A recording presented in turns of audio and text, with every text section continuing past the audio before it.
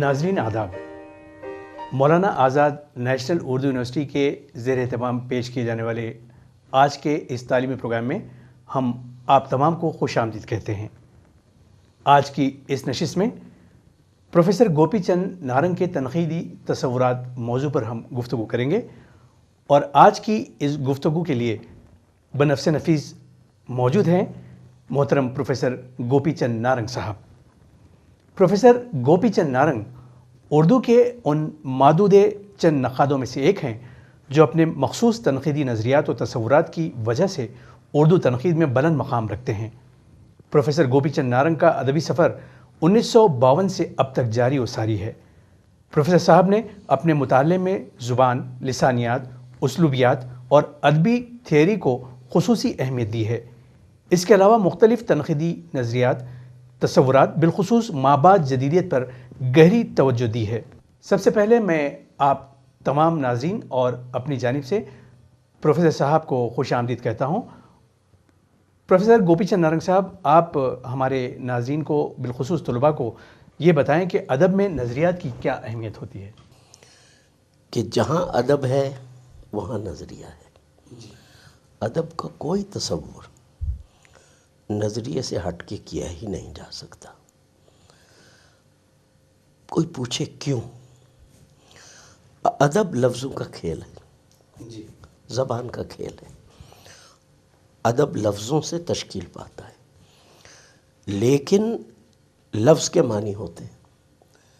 تو ادب معنی خیزی کے عمل کا نام ادب ہے۔ معنی خیزی کے جمالیاتی عمل کا نام ادب ہے۔ غالب نے کہا تھا کہ شاعری قافیہ پیمائی نہیں، معنی آفرینی ہے۔ اب ادب اور نظریے کا جہاں معنی ہے، معنی لوڈڈ ہے، نظریے سے بھرا ہوا ہے۔ معنی کی طرفیں ہیں، معنی کی طرفوں کا ہونا اور ان طرفوں کو کھولنا نظریاتی عمل ہے۔ شاید اس بات کو آسان لفظوں میں ہم یوں کہہ سکتے ہیں کہ ادب میں بنیادی طور پر 3 عناصر ہیں۔ مصنف جو ادب کو تخلیق کرتا ہے، متن یعنی ادب جو تخلیق کیا جاتا ہے، اور قاری جو اس متن سے لطف اندوز ہوتا ہے۔ اب اگر آپ جو پرانا زمانہ تھا کلاسیکی، اس میں ادب کو پڑھتے ہوئے، ادب کی افہام و تفہیم کرتے ہوئے، ادب سے لطف اندوز ہوتے ہوئے، ادب کے بارے میں عموماً یہ کہا جاتا تھا کہ ادب مصنف کے ذہن کی یا مصنف کی شخصیت کی ترجمانی کرتا ہے۔ یعنی لٹریچر از آتھر بیسڈ۔ یہ ادب کا رومانی تصور ہے۔ اب یہ رومانٹسزم کا نظریہ ہو گیا۔ یا ادب متن بیس، اب جو لکھا گیا وہ تو شعر ہے، وہ تو ادب ہے، وہ تو فرض کیجئے مثنوی ہے، قصیدہ ہے، رباعی ہے، قطع ہے، اس طرح کی اصناف ہیں، اور ان کی تحسین ہوگی، شعر کو کھولا جائے گا۔ شعر کو یا متن کو جو کھولنے کا عمل ہے، بنیادی طور پر وہ رومانی تصور سے بھی ملا ہوا ہے، اور متن یہ ہے کہ اس حقیقت کا ترجمان ہے جو خارج میں موجود ہے، یعنی یہ دنیا، خارجی دنیا۔ اس لحاظ سے یہ زبان کا یا متن کا یا ادب کا کلاسیکی نظریہ ہو گیا۔ ان دونوں نظریوں میں مصنف کو زبردست اہمیت حاصل تھی، اور لفظ یا جو حیاتی نظام ہے متن کا، اس کو بہت اہمیت حاصل ہے۔ فقط حیاتی نظام کو کھولتے ہیں تو اس کو ادب کا حیاتی نظریہ بھی کہہ سکتے ہیں۔ تو اس طرح سے اگر قاری کے عمل پر توجہ مرکوز کی جائے تو ایک اور نظریہ مرتب ہوگا۔ اس تکون میں، اس مثلث میں، مصنف، متن، قاری، ہم نے اگر چیزوں کو کسی ایک عنصر پر ہم انگلی رکھیں اور اسے ادب کی افہام و تفہیم میں زیادہ اہمیت دیں تو ادب کا نظریہ بدل جاتا ہے. یعنی آپ چنانچہ اگر خارجی اثرات پر زیادہ توجہ دیں یعنی تاریخ پر تو ادب کا ایک اور نظریہ مرتب ہوگا. اس لیے زمانہ قدیم سے بعض لوگ کہتے ہیں نا کہ نظریاتی عمل تو اب شروع ہوا، ہمیشہ سے ادب کو پڑھا گیا ہے کسی نہ کسی نظریے کی مدد سے.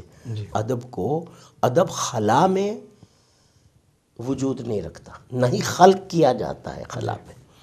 مصنف کی ذات کے حوالے سے دیکھیں یا متن کے حوالے سے دیکھیں یا قاری کے حوالے سے دیکھیں یا خارج کے حوالے سے دیکھیں یعنی تاریخ کے حوالے سے دیکھیں، کوئی نہ کوئی نظریہ ادب کی افہام و تفہیم کا ضرور مرتب ہوگا. ادب کو سمجھنے کا کھیل معصوم کھیل نہیں ہے.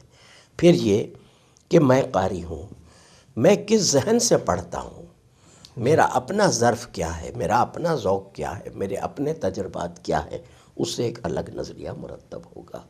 تو ادب کی افہام و تفہیم یا ادب کو سمجھنے کا عمل یا ادب کی تحسین شناسی بنیادی طور پر ہے ہی نظریاتی عمل. اس سے ہٹ کے یہ کوئی معصوم کھیل نہیں ہے. اسلوبیاتی تنقید کے رجحان کو عام کرنے میں آپ نے جو کلیدی جو نمایاں رول ادا کیا ہے اسے نظر انداز نہیں کیا جا سکتا. خود آپ نے ایک جگہ لکھا ہے، میں اسلوبیاتی ادب کو ادبی مطالعے کے لیے ایک مدت سے برتتا، آزماتا اور پرکھتا رہا ہوں. تو اس سلسلے میں آپ یہ بتائیں کہ تنقیدی عمل میں اسلوبیات سے کیا مدد ملتی ہے؟ تنقیدی ادب میں اسلوبیات سے بنیادی مدد ملتی ہے. جیسے میں آپ کو بتا رہا تھا، یہ مصنف پہ زور دینا ہے یا متن پہ زور دینا ہے یا قاری پہ زور دینا ہے یا تاریخ پہ زور. اسلوبیات کا عمل متن پر زور دینے سے تعلق رکھتا ہے. اس کو آپ سمجھ لیجئے. یعنی متن کیا ہے؟ متن لفظوں کا کھیل ہے، لفظوں سے اسلوب بنتا ہے. اب اس بات کو یوں سمجھنے کی ضرورت ہے کہ جس طرح سے ہم پہچانے جاتے ہیں اپنے ہاتھ کی انگلیوں کی لکیروں سے. شناخت کا عمل ہوتا تھا پرانے زمانے میں، انگوٹھا لگواتے تھے، اب بھی لگواتے ہیں. تو ادب کے فنگر پرنٹس کہاں ہیں، کیسے ہیں، ان کے ذریعے سے ادب کو پہچاننے اور جاننے کا عمل یہ اسلوبیات کہلاتا ہے. مثال کے طور پر لفظ وہی ہیں، لغت کے اندر لفظ. مثال کے طور پر اردو میں اگر 60,000 الفاظ ہیں یا 70,000 الفاظ ہیں تو الفاظ کا وہی ذخیرہ فیض کے لیے بھی موجود ہے، مخدوم کے لیے بھی موجود ہے، جانثار اختر کے لیے بھی، علی سردار جعفری کے لیے بھی، جوش ملی آبادی کے لیے بھی، مجروح سلطان پوری، کیفی اعظمی، سب کے سامنے وہی ذخیرہ لفظوں کا موجود ہے. مثال کے طور پر اخت الایمان ہوں، راشد ہوں، میرج. لیکن انہی لفظوں کا ذخیرہ وہی ہے، صرف و نحو اور گرامر کے اصول بھی وہی ہیں، اردو زبان بھی وہی ہے، لیکن ان سب کی آواز الگ الگ پہچانی جاتی. کیوں؟ اس کی وجہ یہ ہے کہ ہر کسی کے ہاں زبان کے تخلیقی استعمال کا عمل اس کی اپنی شخصیت کے اثر سے، اس کی اپنی پسند و ناپسند کی وجہ سے لفظوں کا کھیل وہ کس طرح سے کھیلتا ہے، اس کے ڈکشن میں اس کا رجسٹر کیا ہے، اس کی معنیات کیا ہے، اور اس کے ہاں جو زبان کے تخلیقی استعمال یعنی اسلوب کی شکل بنتی ہے وہ کیسی ہے. اس اعتبار سے دیکھیں تو جوش ملی آبادی کا جو اسلوب ہے وہ فیض احمد فیض کا اسلوب نہیں. جو فیض کا اسلوب ہے وہ مخدوم کا نہیں، جو مخدوم کا ہے وہ علی سردار جعفری کا نہیں. میں نے یہ بھی سوال اٹھایا ہے اسلوبیات کو لے کر کہ اس سے آسانی سے بات کو سمجھا جا سکتا ہے کہ ترقی پسندی کا بنیادی فلسفہ اشتراکیت ہے. کمیونزم، مارکسزم، اس کی روح سے عوام کا ساتھ دینا، سماجی بے انصافی اور ظلم کے خلاف آواز اٹھانا، ٹھیک ہے، اور سیاسی آزادی، حریت، وطن دوستی پر اصرار کرنا، ایک خاص طرح کی مساوات، سماجی انصاف کا عمل اور انقلاب کا تصور. اب یہ پانچوں چھوں باتیں تو مشترک ہیں سارے شعراء میں. یہ تو کامن ڈینامینیٹر ہے. تو پھر فیض مخدوم سے الگ کیوں ہے؟ یا مخدوم جوش ملی آبادی سے، یا جوش ملی آبادی کی آواز وہ نہیں ہے جو مجروح کی آواز ہے. کیوں؟ کس وجہ سے؟ یہ پہچان ہوتی ہے حتمی طور پر، معروضی طور پر اسلوبیات کے تجزیے سے. تو جس طرح ہر انسان کا شناخت اس کی حتمی سائنٹیفک شناخت اس کی فنگر پرنٹ سے ہو سکتی ہے، اسی طرح ایک ہی زبان کے عمل میں کس مصنف، کس شاعر، کس تخلیق کار نے زبان کو کس طرح سے برتا ہے، اور اس سے اس کا اسلوب، انفرادی اسلوب جو اس کے تخلیقی زبان کے تخلیقی عمل کا ثبوت فراہم کرتا ہے، وہ کس طرح سے الگ ہے. جب اس کو ہم تجزیے کے ذریعے سے الگ دکھا دیتے ہیں تو باقی کام معنیات کا یا جمالیات کا وہ الگ ہے. میں نے ہمیشہ کہا ہے اسلوبیات کل تنقید نہیں ہے، لیکن اسلوبیات ادبی تنقید کے ہاتھ میں ایسا حربہ دیتی ہے، حتمی، سائنٹیفک، جس تجزیے کی بنا پر ہم صحیح نتائج اخذ کر سکتے ہیں. نہ صرف صحیح بلکہ بڑی حد تک حتمی نتائج اخذ کر سکتے ہیں. ڈاکٹر صاحب، اردو ادب میں ترقی پسند کے بعد یا ترقی پسندی کے بعد جدیدیت کا عمل چل پڑا ہے، تو آپ یہ بتائیں کہ جدیدیت کا جو نظریہ ہے در حقیقت کیا ہے؟ جدیدیت فرد پر اصرار کرتی ہے اور جدیدیت متن ٹیکسٹ پر اصرار کرتی ہے. میں نے جس مثلث کا ذکر کیا تھا، مصنف، متن اور قاری یا تاریخ، ترقی پسندی میں تاریخ یا آئیڈیالوجی پر اصرار تھا، چوتھا عنصر. لیکن انقلاب کی لے جب بڑھ گئی تھی تو ادب بہت کچھ پروپیگنڈے کا اور خطابت کا شکار ہو گیا تھا. جدیدیت کا تاریخی عمل یہ ہے، جس میں میں خود بھی شریک رہا ہوں، کہ ادب کی فنی قدروں پر زور دیا جائے، ادب کی ادبیت پر زور دیا جائے، اور ادب جس فرد یا جس ذات کو پیش کرتا ہے، ادب میں انفرادیت کا جو عمل ہے اس کو دریافت کرنے کی کوشش کی جائے. تو گویا کہ جو دوسرا عنصر ہے مثلث کا، اور جدیدیت نے مصنف کا جو رومانی تصور چلا آتا تھا کلاسیکی زمانے سے، اس کو رد کیا اور حیاتی تنقید کو، یعنی فارمل کرٹیسزم کو پر اصرار کیا.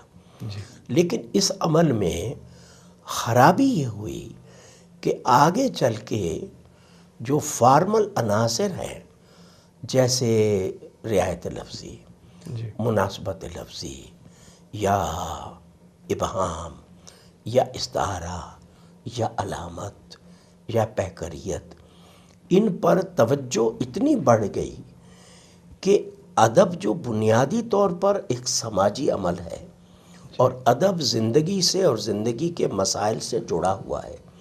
میں نے جو شروع میں کہا تھا، ورڈ از لوڈڈ، لفظ معنی سے بھرا ہوا، لبریز ہے.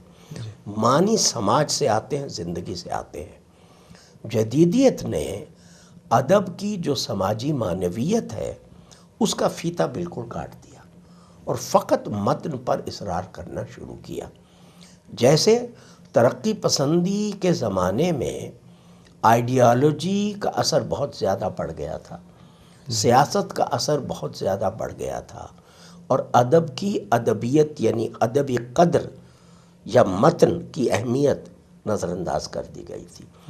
جب بھی ان تین عناصر میں عدم اعتدال پیدا ہوگا تو نظریہ تبدیل ہوگا.